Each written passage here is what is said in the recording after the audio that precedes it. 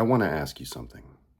Do you think it would be appropriate, according to YouTube's guidelines, to talk about this book? What about this book? What about this book? What about this book? There's more. What about this one, particularly the Crito and the Apology? And what about this one?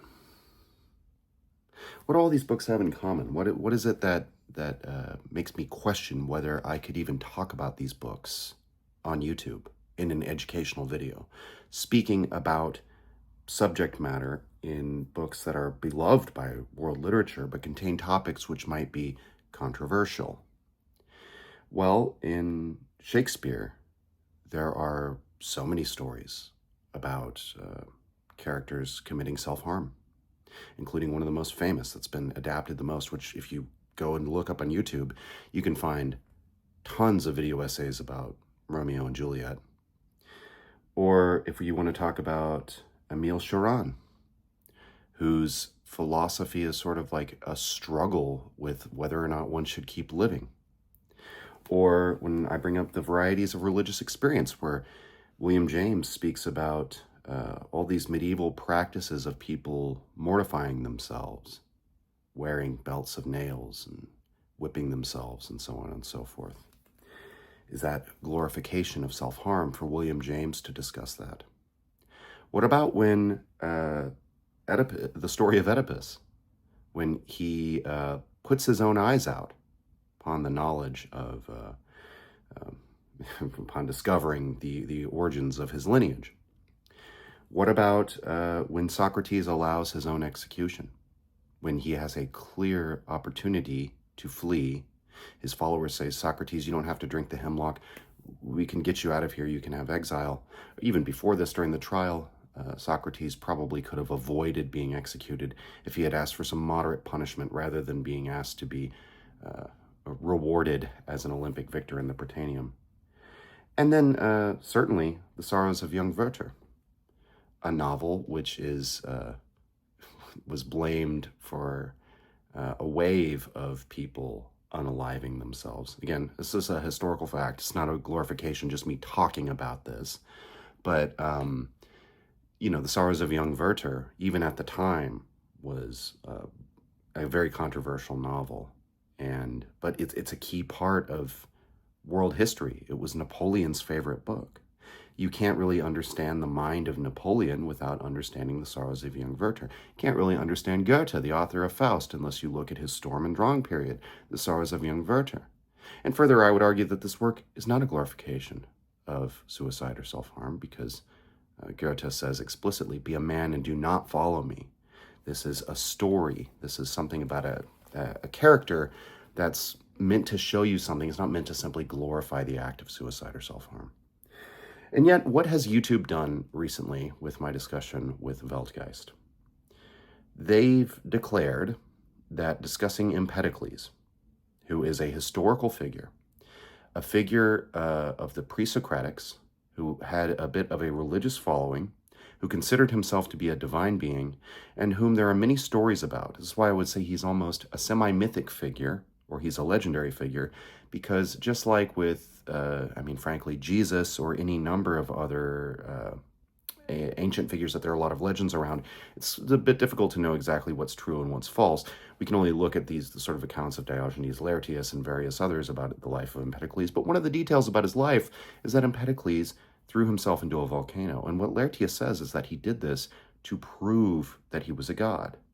And that in this way it could be seen as a kind of benevolent act, because Empedocles believed in a religion of universal love, he believed in a religion of metempsychosis, and he wanted to demonstrate his lack of fear of death to his followers to show that I am indeed this divine being. You ought to believe in the salvific power of my religion of love.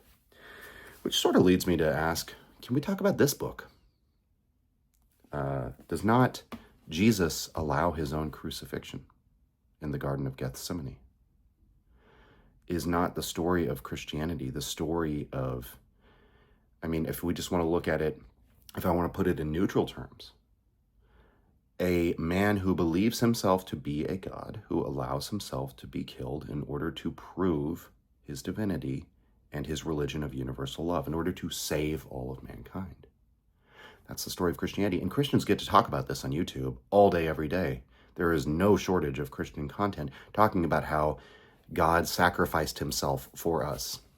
God sacrificed himself. I sacrificed myself. What? There's another way you could say that. That would be controversial and a glorification of something that YouTube says that we shouldn't talk about. But my point in bringing this up is that, YouTube demonetized my video, my conversation with Welgeist. They said that it was a glorification of self-harm or suicide, which it was not. All of Schopenhauer's arguments are against suicide. He thinks that it is a foolish thing to do. He thinks it's a stupid thing to do. He thinks it's an affirmation of the will, which is the very thing his philosophy is against. And we discussed that in the video. But the point that the time code they flagged was the discussion of Empedocles, this semi-mythic figure who throws himself into a volcano. One of my friends on X left a comment saying, "Yeah, I watched that video. I didn't consider throwing myself into a volcano once." What is the spirit of this law? Whatever the letter of the law might be, law, their bureaucratic rules on YouTube. What is the spirit of it? The spirit of it is not to have, I guess, stuff like 13 Reasons Why, or these sort of glorifications of teen suicide that encourage young people to go and self-harm.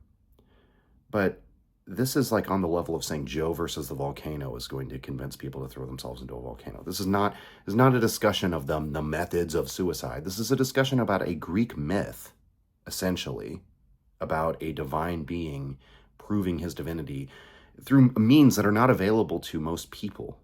The vast, vast majority of people don't have the opportunity or the inclination to throw themselves into a volcano. That's not a story about, self-harm that needs to be, we need to safeguard people who are under 18 from hearing about how this guy threw himself into a volcano.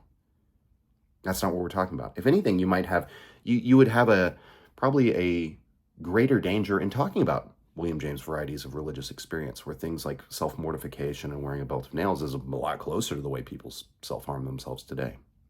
But the point is, if you actually took this standard seriously, and this is my point, this is a double standard. What they're doing, what YouTube demonetizing my video, limiting its visibility, limiting its reach, it's the principle of the thing that bothers me, guys. It's not, I'm not going to make my fortune on one video of monetized, it's not really that much money. And at the end of the day, that's like one video. I put out quite a few videos. It doesn't really matter, like materially or financially to me. What matters is the principle of the thing. The fact that, what level are we going to go with this? We can't talk about any art, any historical art, any of the great works. We can't talk about history. I was just reading this book. I pulled this one up too. This is Durant's Story of Civilization. I have the whole volume, and this is volume 10, Rousseau and Revolution. And I was pulling it out because I wanted to read about the 7 Years' War. And so I read the section on the 7 Years' War, and there's quite a bit of discussion of Frederick II and his letters to his sister. And when the war is going very badly for Prussia, he is writing to her saying, I'm ready to end it all. He writes to Voltaire and says this. And he kind of has like a up and down mental state where the war is going badly. He's sort of ready. He would carry a vial of poison with him at all times so he would never be taken alive. Can we discuss that on YouTube? Can we discuss the historical figure of Frederick the Great and the 7 Years' War and his mental state and what's going on with him to understand him as a person, as a player, and as an actor in the war? Or is that a glorification of self-harm and suicide if I were to talk about that on a video? That would be ridiculous. But that would basically make, if you were to actually apply that standard, it would basically make discussion of history impossible in any serious way, because you would have to censor and omit things that are true, that actually happen, that would be educational to know about, but are too controversial for YouTube because of this hair-trigger safetyist culture that makes no sense. Wouldn't be able to really seriously talk about religion. That was the topic that I got censored for. We're talking about a religious figure. I know there's no Empedocleans around today, but back in the day, he had you could call it a cult, but a religion around him. This was based on his religious beliefs. We're talking about a historical figure with a very particular set of religious beliefs and how that his life culminated in attempting to demonstrate those religious beliefs. I don't sanction that. I'm not saying anything about that, like good or bad, glorifying it. I'm telling you the facts about this person. That's what we're discussing. Can we discuss anything seriously about philosophy when there is so much discussion over whether or not one has the right to end their life, whether or not it's moral or immoral to do so, or indeed figures like Socrates, who allow his own execution, which could be interpreted that way. It could certainly be interpreted as suicide and self-harm. What about Jesus? What about, and again, what about Shakespeare? What about Oedipus? What about, I'm making a video on the sorrows of young Werther very soon. And I'm just expecting that they're just going to demonetize that and totally nuke its reach so that no one can see it. And I think it's going to be one of my best episodes. I'm trying to examine this link between, I wanted to understand the sorrows of young Werther. What is the background of the work, right? What inspired Goethe? So we go into that. Why did it take Europe by storm? All of Europe, right? Why was there Werther fever all throughout Europe? Why did Napoleon, what is the relation between Napoleon, this sort of authoritarian strongman type figure, and, that's how he's usually portrayed. I wouldn't necessarily look at him that way, but, this the Bonapartism, frankly. What is the relation between that and this story of this young, of the Storm and Stress novel, this young, troubled man who throws away his life over a doomed romance or an unrequited romance? Those things don't seem to go together. Why is there this connection? I want to investigate this and understand this. And I also speak quite a bit, or I'm going to speak quite a bit about Goethe's meeting with Napoleon and the way Napoleon interpreted the novel, what he told Goethe his problems with the novel were, Goethe discussing sort of the meeting of Napoleon with Eckermann, all of this, like this very rich, fascinating context around the sorrows of young Werther. But I just have to expect at this point that it's going to get demonetized. And worse than that YouTube is going to put a content warning that it glorifies self-harm and that it's 18 plus. Are you sure you want to click on this? Talking about a novel from the 1800s? This is absurd, guys. It's ridiculous. I mean, I remember watching some political content creators back in the day talking about the adpocalypse and how ridiculous that was, where people would get their videos demonetized for like talking about what some radical extremist was talking about, like reporting on it as a news story and giving their commentary, and they would be like, or talking about some extreme idea, something that YouTube labeled as misinformation, or something that YouTube wanted to censor, and they weren't even advocating for that idea. They're just reporting on it and talking about it and commenting on it, and YouTube would demonetize them because their system is unintelligent. It's unable to distinguish between these nuances. And that's really the absurdity of all of this, is that we have bureaucracies having to interpret philosophy in order to say what's appropriate or not. And I don't think these people can grasp the nuances of what's being talked about. I don't think these people can understand that when we say, oh yeah, Empedocles, he threw himself into a volcano, that's real skin in the game. We're not literally advocating that you throw yourself into a volcano. And I guess that's not as, how would I put this? That's like a really low bar as far as I'm concerned for intelligence to be able to understand that. But apparently it's too high a bar for YouTube and their human reviewers because, they have this opaque process. You don't get to advocate for your case. You just get to submit an appeal. Say, please look at this again. But you don't get to tell them like, hey, here's what you need to understand. This is we're discussing history. We're discussing religion. We're discussing philosophy. And I don't know why this happened now.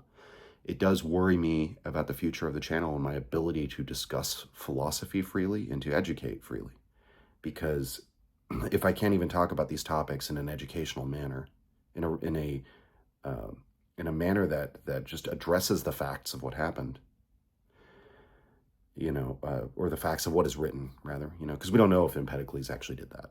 The story's a bit fanciful. It's a bit mythological. Some people say, we talked about in the very episode, Jacob Burckhardt says, probably didn't even happen. But we can't even discuss that, right?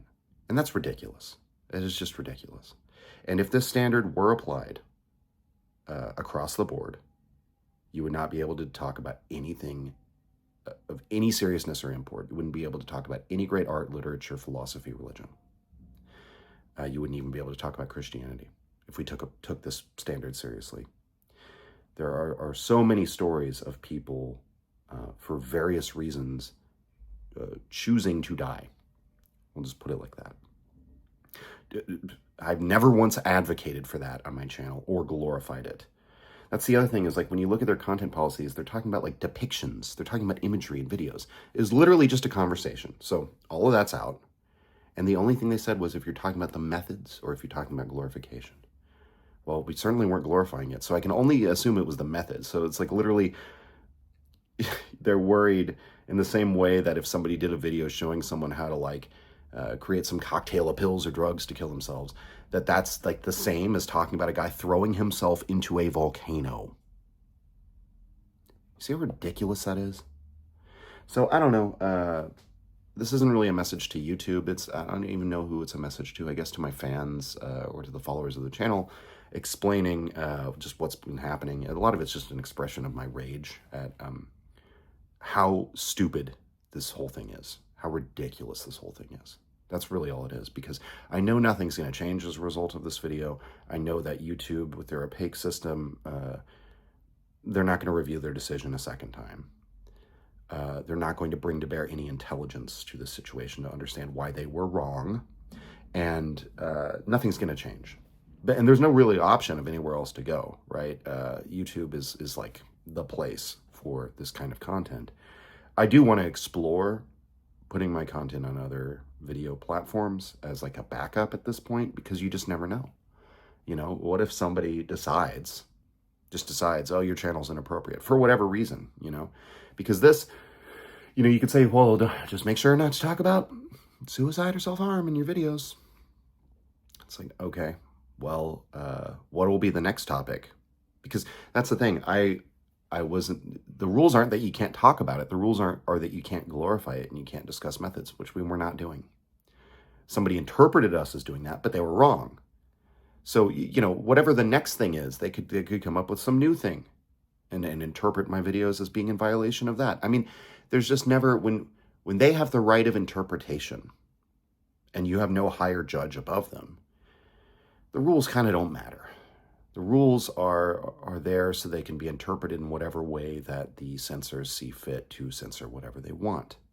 And that's why content about Romeo and Juliet, which is a really popular, well-known, you know, film at this point, as many films have been made, many dramatizations of the Shakespeare play, many video essays have been made, many people talking about it. That's very popular. It's a very well-known story. It's valuable IP, right? So that will never be censored. The Bible certainly never will. But Empedocles, nobody really knows who he is. Nobody really knows what we're talking about with that. They're not educated. They don't know anything. So that's just like, oh, they're talking about some guy killing himself and they don't seem to take it seriously. So they must be glorifying it.